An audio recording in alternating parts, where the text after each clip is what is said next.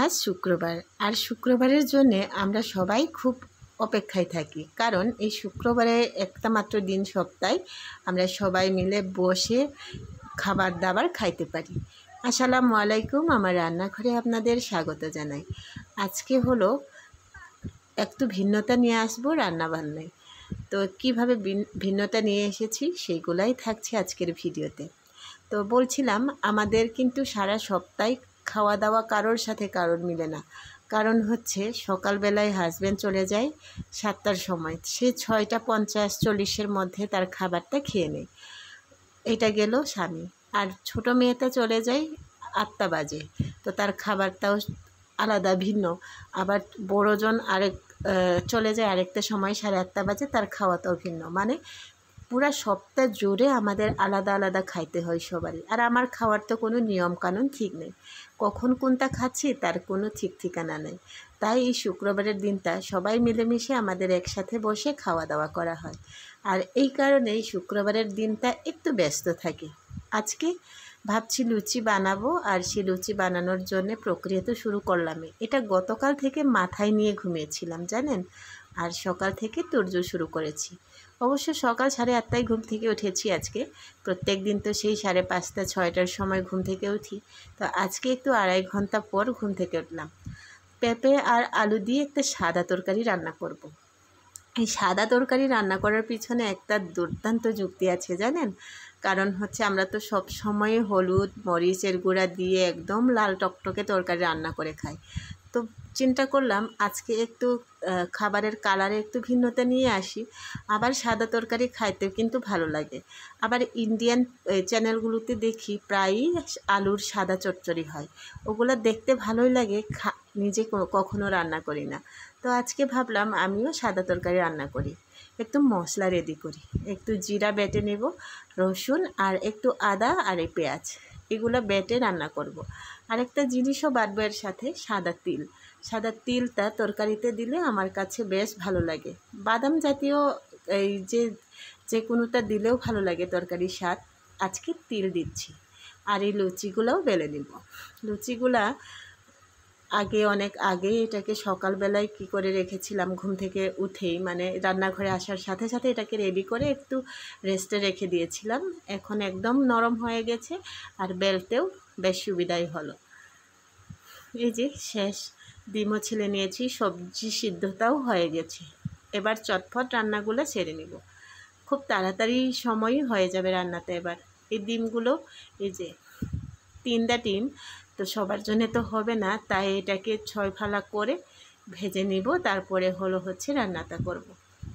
এবার কড়াইটা বসিয়ে দিয়েছি, আর এই যে মশলাগুলো ফোড়ন দিয়ে নিলাম। তো আমার তরকারি রান্নাগুলো করার রেসিপিটা তো খুবই সহজ।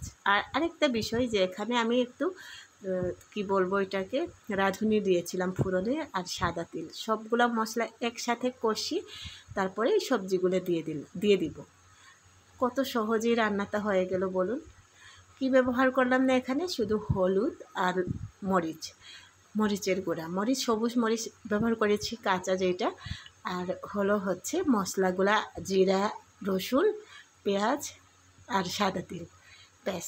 তরকারিটা খাইতে কিন্তু ভীষণই ভালো লাগে। এবার ঝোলটা কমে এসেছে, ডিমটা দিয়ে দিলাম। রান্নাটা কিন্তু এখানেই শেষ হয়ে গেল। সাদা তরকারি কিন্তু দেখতে হলুদ লাগছে, এটা ক্যামেরার কারসাজির জন্যে। রান্নাবান্না শেষ হয়ে গেছে, কিন্তু লুচিটা ভাজা হয় নাই। ছোট্ট কড়াইটা নিয়েছিলাম, কারণ হচ্ছে বড় কড়াই নিলে তেলটা অনেক বেশি দিতে হবে, এই কারণে একটু সাদা তেল দিয়ে লুচিটা ভেজে নিচ্ছি। সরিষা তেল ব্যবহার করা হয়। যদি লুচি বা তেলে ভাজা কোনো কিছু সরিষা তেল দিয়ে ভাজি, তাহলে সেইটা ভারী হয়ে যায় অনেক। এই কারণে সয়াবিন তেল দিয়ে এটা ভাজার জন্য সয়াবিন তেল 1/2 লিটার নিয়ে এসেছিলাম। তো লুচি ভাজাও হয়ে গেছে। এবার চলুন আপনাদেরকে সাথে নিয়ে ডাইনিংয়ে চলে যাই খাইতে।